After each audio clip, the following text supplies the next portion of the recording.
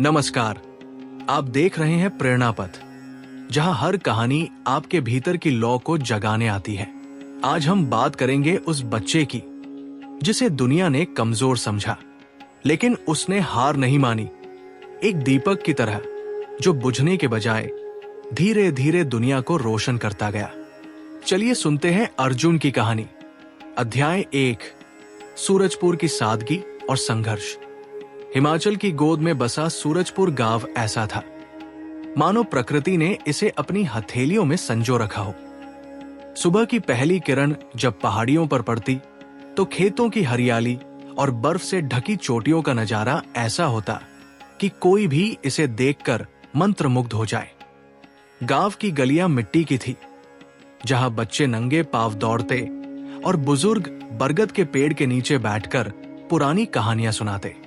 लेकिन इस खूबसूरती के पीछे एक कठोर सच्चाई थी, गरीबी, अवसरों की कमी और एक ऐसी जिंदगी जो मेहनत और अभाव के बीच झूलती थी। इन्हीं गलियों में रहता था अर्जुन, एक 16 साल का किशोर जिसके चेहरे पर मासूमियत थी, लेकिन आंखों में एक अनकही बेचैनी। अर्जुन का परिवार बेहद गरीब था। उसके पिता रामदास एक छोटे से खेत में दिन रात मेहनत करते। उनकी कमर झुक चुकी थी और चेहरा सूरज की तपिश और मेहनत की थकान से झुर्रियों से भर गया था। अर्जुन की मां सरला गांव के कुछ अमीर घरों में बर्तन मांजती थी। उनके हाथ रूखे हो चुके थे, लेकिन उनकी आंखों में अपने बच्चों के लिए एक बेहतर भविष्य की उम्मीद अभी भी बाकी थी। अर्जुन का घर मिट्टी और पत्थरों से बना था। छत पर रखी तिरपाल बारिश में टपकती थी और दीवारों पर नमी के धब्बे समय की कहानी बयां करते थे। घर में न बिजली थी, न पानी की कोई पक्की व्यवस्था। रात को एक पुरानी लालटेन की मध्यम रोशनी में पूरा परिवार खाना खाता। अर्जुन के 2 छोटे भाई बहन राधा और छोटू उसकी जिंदगी का सहारा थे। राधा, जो 10 साल की थी, हमेशा अर्जुन के पीछे पीछे घूमती, और छोटू, जो सिर्फ 6 साल का था, अपनी मासूम सवालों से अर्जुन को हंसाता। अर्जुन पढ़ाई में औसत था। गांव का स्कूल, जो एक पुरानी इमारत में चलता था, एक ही कमरे में सभी कक्षाओं को समेटे हुए था।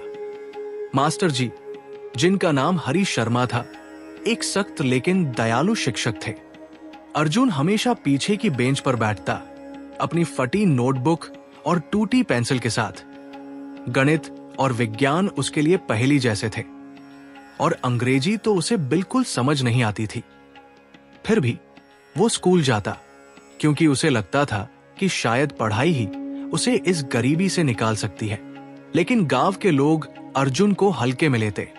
रामदास का लड़का कुछ नहीं कर सकता, वे हंसते हुए कहते। जब अर्जुन गलियों से गुजरता तो कुछ बच्चे उसकी फटी कमीज और पुराने चप्पलों का मजाक उड़ाते। अरे अर्जुन, तुम तो बस खेतों में ही काम करोगे। एक लड़का जिसका नाम मोहन था हमेशा ताने मारता। मोहन गांव के सरपंच का बेटा था और उसका आत्मविश्वास अर्जुन को और छोटा महसूस कराता। इन तानों ने अर्जुन के मन में एक डर पैदा कर दिया था। वो रात को अपनी मिट्टी की छत के नीचे लेटकर सितारों को देखता और सोचता, क्या मैं वाकई कुछ नहीं कर सकता? क्या मेरा जीवन इन्हीं गलियों तक सीमित रहेगा? उसका मन उदास हो जाता, लेकिन कहीं गहरे में एक छोटी सी चिंगारी थी। एक सपना जो अभी धुंधला था, लेकिन जलने को बेताब। अध्याय 2, साधु का आगमन। एक सुबह गांव में हलचल मच गई। खबर फैली कि एक वृद्ध साधु, जिन्हें लोग बाबा विशुद्धानंद कहते थे, गांव के पुराने बरगद के पेड़ के नीचे ठहरे हैं। बाबा की ख्याति दूर दूर तक थी। कहा जाता था कि उनकी बातों में जादू है और उनकी आंखें ऐसी थी मानो वे आपके मन की गहराइयों को पढ़ लें। उनकी लंबी सफेद दाढ़ी, सादा सा साधु वेश और कंधे पर लटका हुआ एक पुराना झोला उन्हें एक रहस्यमयी आभा देता था। गांव के लोग उनके दर्शन के लिए उमड़ पड़े। कोई अपनी बीमारी का इलाज पूछने गया तो कोई अपने व्यापार की समस्याएं लेकर। कुछ महिलाएं अपने बच्चों के भविष्य के बारे में पूछने आई। लेकिन बाबा ने सबसे पहले बच्चों को बुलाया। बच्चों, मेरे पास आओ। उनकी आवाज में एक गहरी शांति थी जो सुनने वालों के मन को ठंडक देती थी। गांव के बच्चे, जिनमें मोहन और उसके दोस्त भी शामिल थे, बरगद के पेड़ के नीचे इकट्ठा हो गए। अर्जुन भीड़ के पीछे खड़ा था, अपनी फटी कमीज को बार बार ठीक करते हुए। वो झिझक रहा था क्योंकि उसे डर था कि मोहन और उसके दोस्त फिर से उसका मजाक उड़ाएंगे। बाबा की नजर अर्जुन पर पड़ गई। उनकी आंखों में एक ऐसी चमक थी जो अर्जुन को लगा कि वे उसके दिल की बात जान गए हैं। तुम पीछे वाले लड़के पास आओ। बाबा ने उसे इशारा किया। अर्जुन का दिल तेजी से धड़कने लगा। वो डरते डरते आगे बढ़ा, अपने पैरों को घसीटते हुए। मोहन ने अपने दोस्तों के साथ हंसते हुए कहा, देखो, नाकारा साधु से आशीर्वाद लेने जा रहा है। लेकिन बाबा ने मोहन की ओर देखा और उनकी एक नजर ने उसे चुप कर दिया। बाबा ने अर्जुन के कंधे पर हाथ रखा और कहा, हर बच्चे के भीतर एक दीपक है। कुछ का तेल जल्दी खत्म हो जाता है, कुछ की लौ डगमगाती है, लेकिन अगर तुम रोज थोड़ा थोड़ा प्रयास करते रहो तो वो दीपक अंधकार में भी रोशनी फैलाता है। उनकी आवाज में एक ऐसी ताकत थी कि अर्जुन को लगा मानो कोई उसके अंदर की चिंगारी को हवा दे रहा हो। अर्जुन ने हिम्मत जुटाकर पूछा, लेकिन बाबा, अगर मेरे पास तेल ही न हो तो? अगर मेरी लौ इतनी कमजोर हो कि वो बुझ जाए? उसकी आवाज में डर और उम्मीद दोनों थे। बाबा ने हल्के से हंसते हुए कहा, तेल तुम्हारे प्रयास है बेटा। हर दिन जो तुम सीखते हो, जो मेहनत करते हो, वही तेल है। और लो, वो तुम्हारा विश्वास है। अगर विश्वास जिंदा है तो लौ कभी नहीं बुझती। उस रात अर्जुन सो नहीं सका। बाबा की बातें उसके दिमाग में बार बार घूम रही थी। वो अपनी मिट्टी की छत के नीचे लेटा और चांद की रोशनी में उसने अपने आप से वादा किया, मैं अपने दीपक को बुझने नहीं दूंगा। अध्याय 3, एक नई शुरुआत। अगली सुबह अर्जुन ने अपनी जिंदगी में पहली बार एक नियम बनाया। वो हर दिन सुबह 4 बजे उठेगा।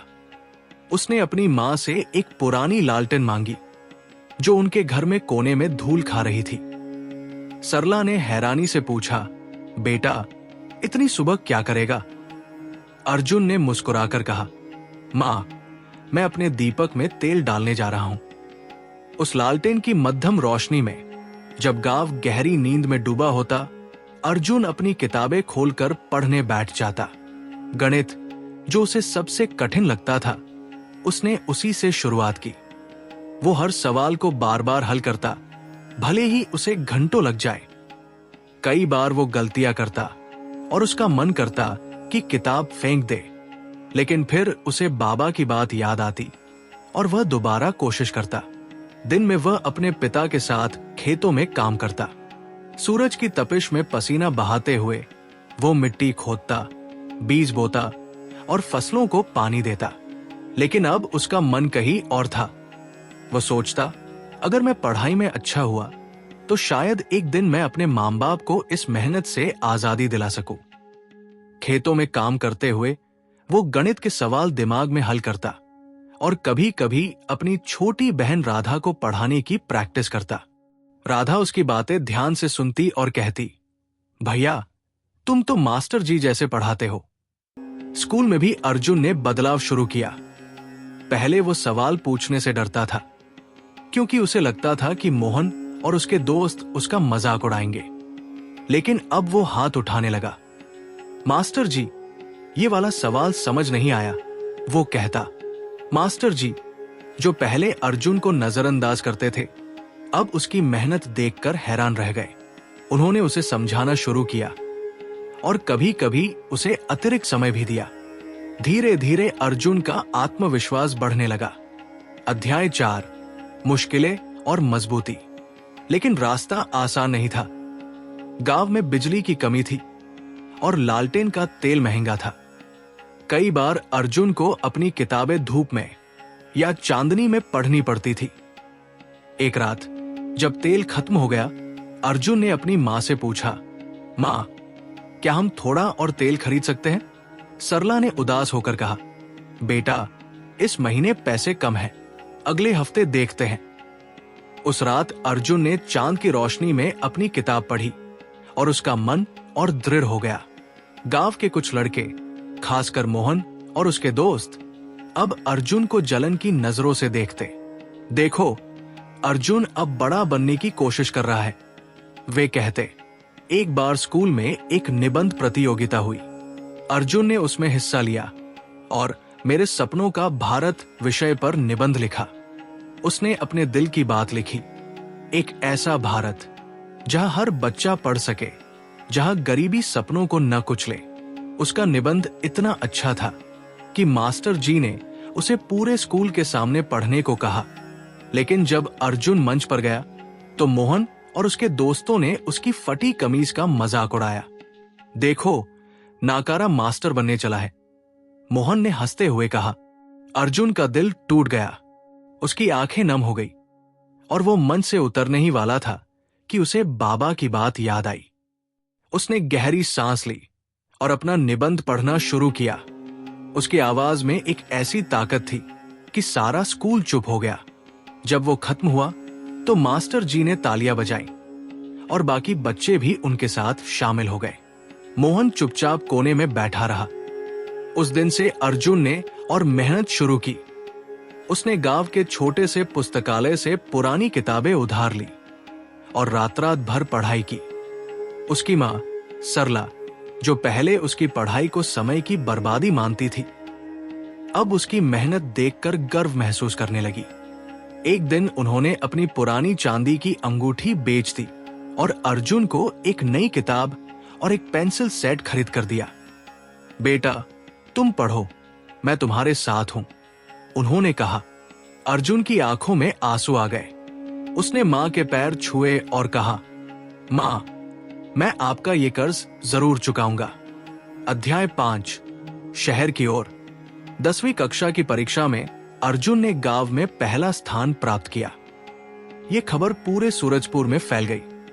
जो लोग पहले उसका मजाक उड़ाते थे, अब चुपके उसकी तारीफ करने लगे। सरपंच ने गांव की सभा में अर्जुन को सम्मानित किया और कहा, यह लड़का हमारे गांव का नाम रोशन करेगा। लेकिन अर्जुन का सपना इससे कहीं बड़ा था। वो शहर जाकर आगे पढ़ना चाहता था। शहर जाने का सपना आसान नहीं था। कॉलेज की फीस, रहने का खर्चा, किताबें, ये सब उसके परिवार के लिए असंभव था। अर्जुन ने अपने पिता से बात की। रामदास ने उदास होकर कहा, बेटा, मेरे पास तो तुम्हारे लिए कुछ भी नहीं है। लेकिन अर्जुन ने हार नहीं मानी।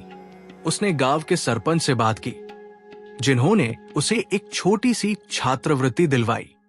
साथ ही उसने खेतों में और मेहनत की ताकि कुछ पैसे जोड़ सके।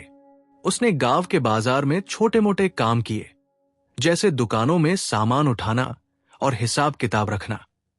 आखिरकार 18 साल की उम्र में अर्जुन ने सूरजपुर छोड़कर शहर का रास्ता पकड़ा। उसके पास एक पुराना बैग, कुछ किताबें और बाबा की बात थी। दीपक बुझता नहीं अगर तुम हर दिन उसमें थोड़ा थोड़ा तेल डालते रहो। उसकी मां ने उसे एक छोटा सा ताबीज दिया और कहा, बेटा, जहां भी रहो अपने दिल की लौ जलाए रखना। अध्याय 6, शहर की चुनौतियां। शहर अर्जुन के लिए एक नई दुनिया था। ऊंची इमारतें, सड़कों पर भागती गाड़ियां और हर कदम पर प्रतिस्पर्धा। वो एक छोटे से कॉलेज में दाखिल हुआ, जहां उसके सहपाठी शहर के थे। उनके पास नई किताबें, अच्छे कपड़े और आत्मविश्वास था। अर्जुन को कई बार लगा कि वो उनके सामने कुछ भी नहीं। उसकी फटी कमीज और देहाती लहजा उसे और अलग कर देता था। लेकिन उसने अपने दीपक को याद किया। कॉलेज में पढ़ाई गांव के स्कूल से कहीं ज्यादा कठिन थी। प्रोफेसर तेजी से पढ़ाते और अर्जुन को कई बार कुछ समझ नहीं आता, लेकिन वो हार नहीं मानता। वो लाइब्रेरी में देर रात तक पढ़ता और जो समझ नहीं आता उसे प्रोफेसरों से पूछता। एक प्रोफेसर, डॉक्टर शर्मा, ने अर्जुन की मेहनत देखकर उसे प्रोत्साहन दिया। अर्जुन, तुम में कुछ खास है, उन्होंने कहा। बस मेहनत करते रहो, पैसे की तंगी अब भी थी। अर्जुन ने एक अंशकालिक नौकरी शुरू की, एक छोटी सी दुकान पर हिसाब किताब रखने का काम। वो सुबह कॉलेज जाता, दिन में नौकरी करता और रात को पढ़ाई करता। उसकी कमाई का ज्यादातर हिस्सा घर भेजता ताकि राधा और छोटू की पढ़ाई में मदद हो सके। कई बार वो भूखा सोता, लेकिन उसका हौसला कभी नहीं टूटा। अध्याय 7, सपनों का स्कूल। सूरजपुर की गलियों में अब एक नई हलचल थी। 10 साल पहले जो अर्जुन फटी कमीज और टूटी पेंसिल के साथ गांव की धूल भरी गलियों में चला करता था, वो अब एक बदला हुआ इंसान था। शहर की कठिन जिंदगी ने उसे न सिर्फ पढ़ाई में मजबूत बनाया था, बल्कि उसके भीतर का आत्मविश्वास अब एक चट्टान की तरह अटल हो चुका था। उसने अपनी स्नातक की पढ़ाई पूरी की थी और अपने कॉलेज में अव्वल रहा था, लेकिन अर्जुन का दिल अब भी सूरजपुर में बसता था। वो जानता था कि उसकी असली मंजिल शहर की चमक दमक में नहीं, बल्कि अपने गांव की मिट्टी में है। अर्जुन ने शिक्षक बनने का फैसला किया। ये फैसला आसान नहीं था। शहर में उसे कई नौकरियों के प्रस्ताव मिले थे, कुछ कॉलेजों में सहायक प्रोफेसर की जगह तो कुछ निजी कंपनियों में अच्छी तनख्वाह वाली नौकरियां। लेकिन अर्जुन का सपना कुछ और था। वो चाहता था कि सूरजपुर के बच्चे भी वही लौ जलाएं जो उसने जलाई थी। वो चाहता था कि कोई और बच्चा मोहन जैसे तानों का शिकार न हो और कोई और अर्जुन अपनी चिंगारी को बुझने न दे। सूरजपुर लौटते वक्त अर्जुन का मन भावनाओं से भरा था। उसने अपने पुराने बैग में कुछ किताबें, एक नोटबुक और अपनी मां का दिया हुआ ताबीज रखा। ट्रेन की खिड़की से बाहर देखते हुए वो उन दिनों को याद करने लगा जब वो पहली बार शहर गया था। उसकी आंखों में एक चमक थी और दिल में एक संकल्प, वो अपने गांव को बदल देगा। जब अर्जुन गांव पहुंचा तो उसका स्वागत उसकी मां सरला, पिता रामदास और छोटे भाई बहन राधा और छोटू ने किया।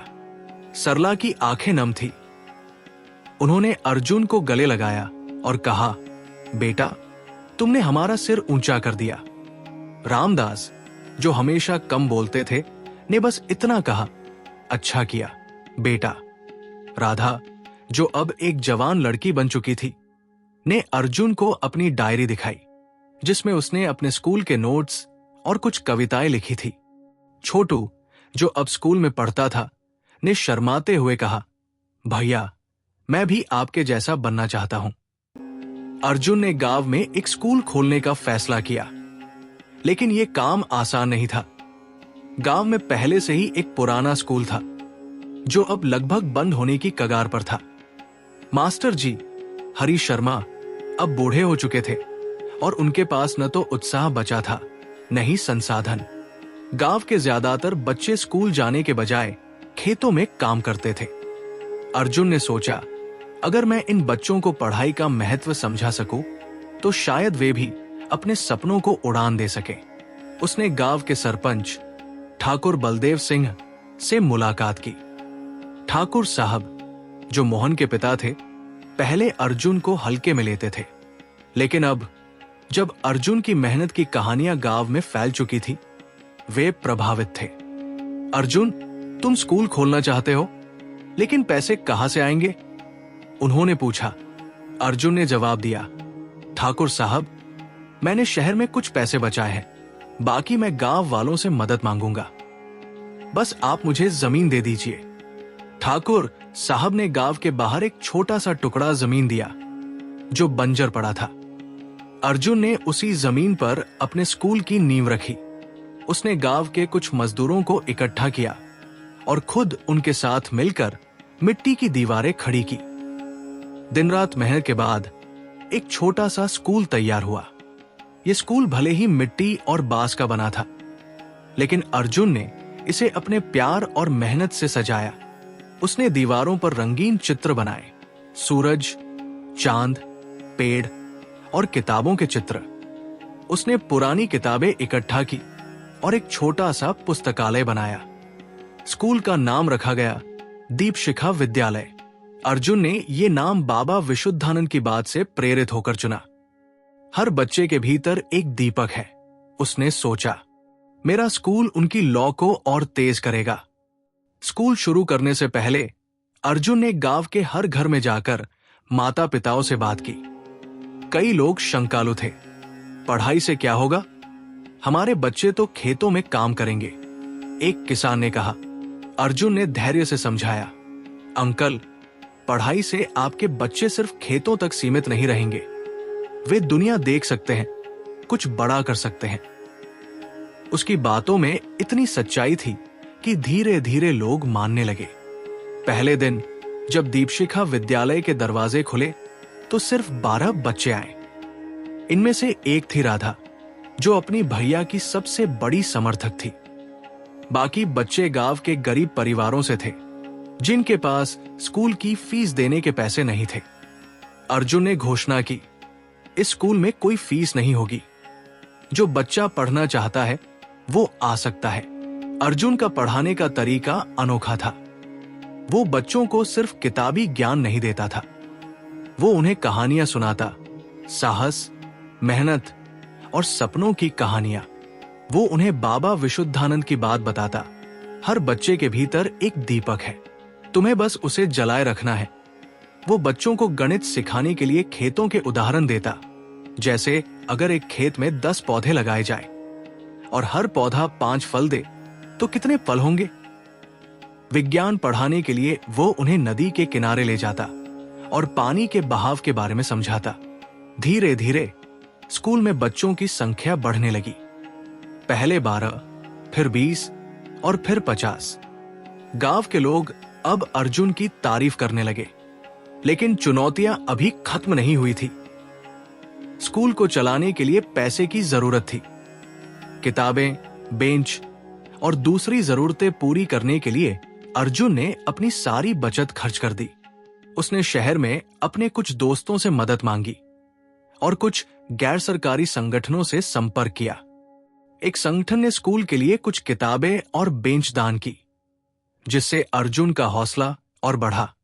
एक दिन जब अर्जुन बच्चों को पढ़ा रहा था, मोहन स्कूल के बाहर खड़ा दिखाई दिया। मोहन अब एक जवान आदमी था और गांव में अपने पिता के खेतों का काम देखता था। उसने अर्जुन को ताने मारने बंद कर दिए थे, लेकिन उसकी आंखों में अभी भी एक अजीब सा भाव था। अर्जुन ने उसे देखकर मुस्कुराया और कहा, मोहन, अंदर आओ, बच्चों को तुमसे कुछ सीखने को मिलेगा। मोहन झिझकते हुए अंदर आया। उसने बच्चों को देखा जो ध्यान से अर्जुन की बातें सुन रहे थे। कुछ देर बाद मोहन ने अर्जुन से कहा, मुझे नहीं पता था कि तुम इतना कुछ कर सकते हो। शायद मैंने तुम्हें गलत समझा। अर्जुन ने हल्के से मुस्कुराकर कहा, कोई बात नहीं मोहन, दीपक सबके अंदर है, बस उसे जलाने की देर है। अध्याय 8, लौ की जीत। दीपशिखा विद्यालय अब सूरजपुर का गौरव बन चुका था। गांव के बच्चे न सिर्फ पढ़ाई में अच्छा कर रहे थे, बल्कि उनमें एक नया आत्मविश्वास जाग रहा था। राधा, जो अब स्कूल की सबसे होनहार छात्रा थी, ने गांव की पहली लड़की के रूप में जिला स्तर की निबंध प्रतियोगिता जीती। छोटू, जो पहले शर्माता था, अब स्कूल के नाटकों में हिस्सा लेता और सबको हंसाता। अर्जुन को देखकर गांव के लोग कहने लगे, रामदास का लड़का सचमुच कुछ खास है। लेकिन अर्जुन का मन अभी भी बेचैन था। उसे लगता था कि उसका काम अभी पूरा नहीं हुआ है। वो चाहता था कि सूरजपुर का हर बच्चा पढ़ लिख कर अपने पैरों पर खड़ा हो। वो चाहता था कि गांव की गरीबी और अज्ञानता की दीवारें टूट जाएं। इसके लिए उसने स्कूल में नई पहल शुरू की। उसने बच्चों को खेती और पर्यावरण के बारे में पढ़ाना शुरू किया, ताकि वे खेतों में काम करते हुए भी नई तकनीकों का इस्तेमाल कर सकें। उसने गांव की महिलाओं के लिए साक्षरता कक्षाएं शुरू की, जिनमें उसकी मां सरला भी शामिल हुई। सरला ने पहली बार अपने नाम लिखा और उस दिन उसकी आंखों में जो चमक थी, उसे देखकर अर्जुन का दिल भर आया।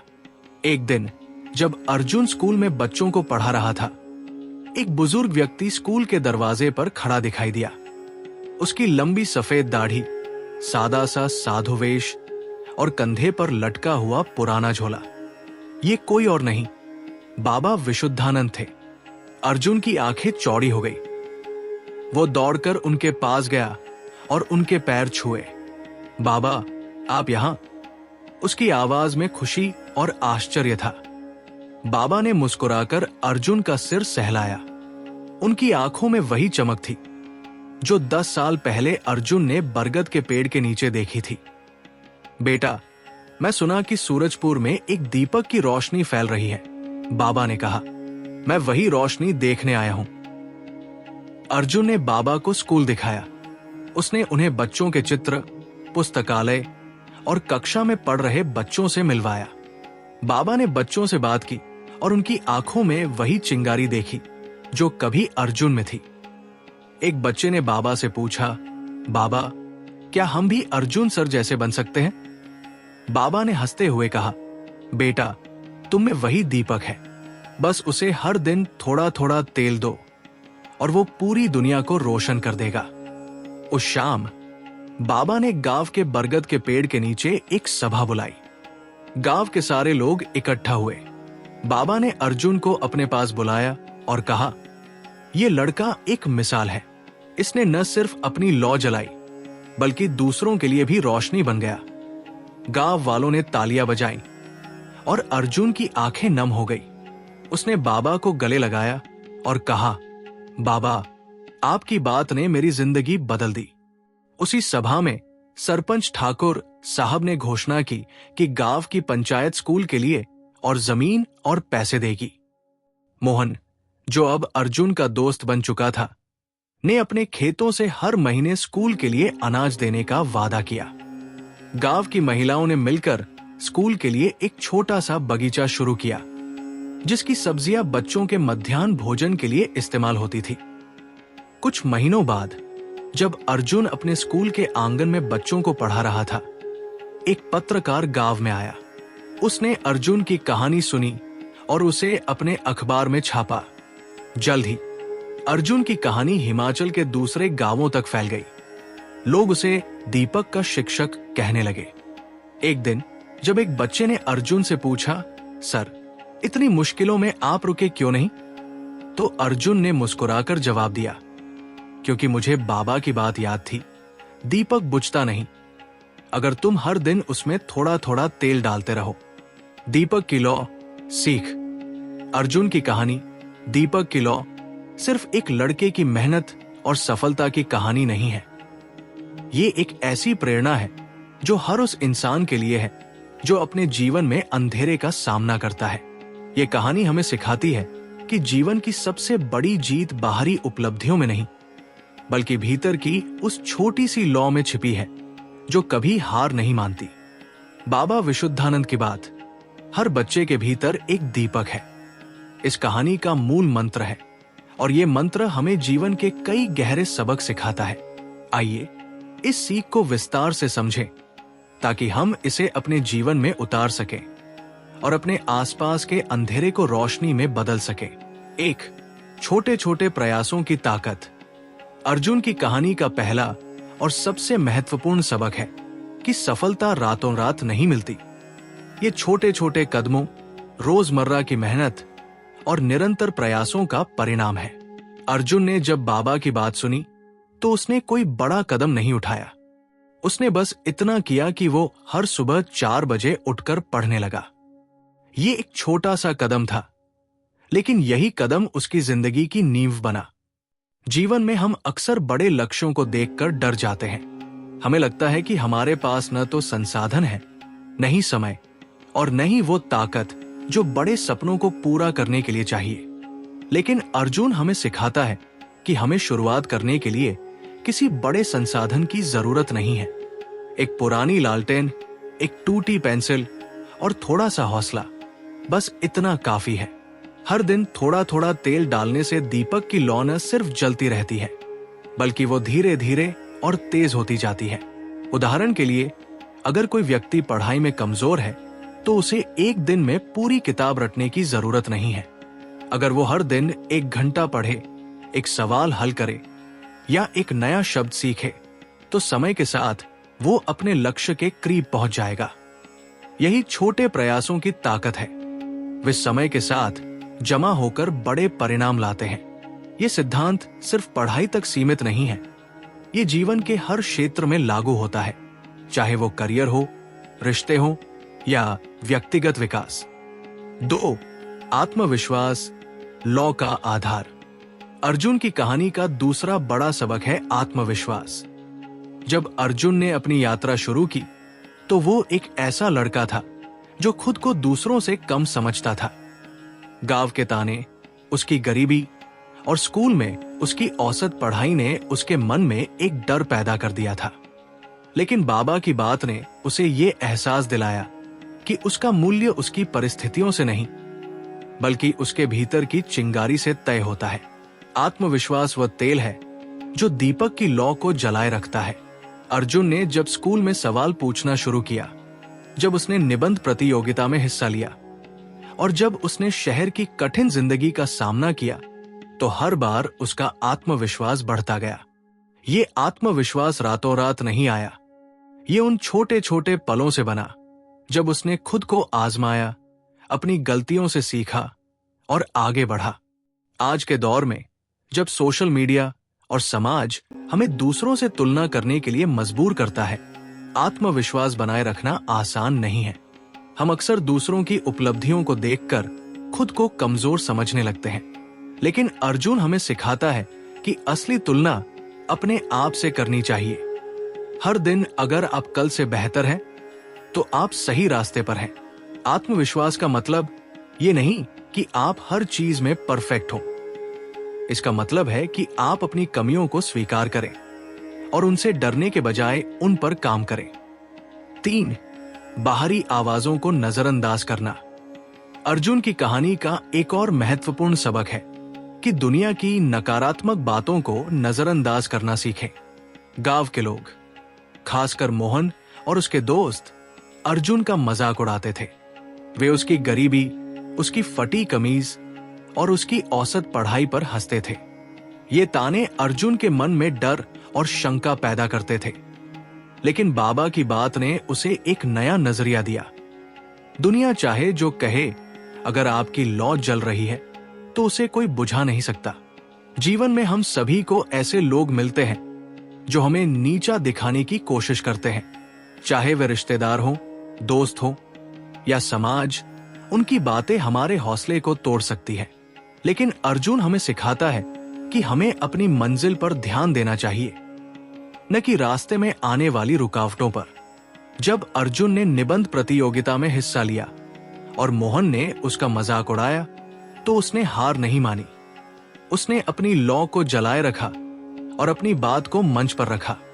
उसकी ये हिम्मत न सिर्फ उसे जीत दिलाई, बल्कि गांव वालों की सोच भी बदली।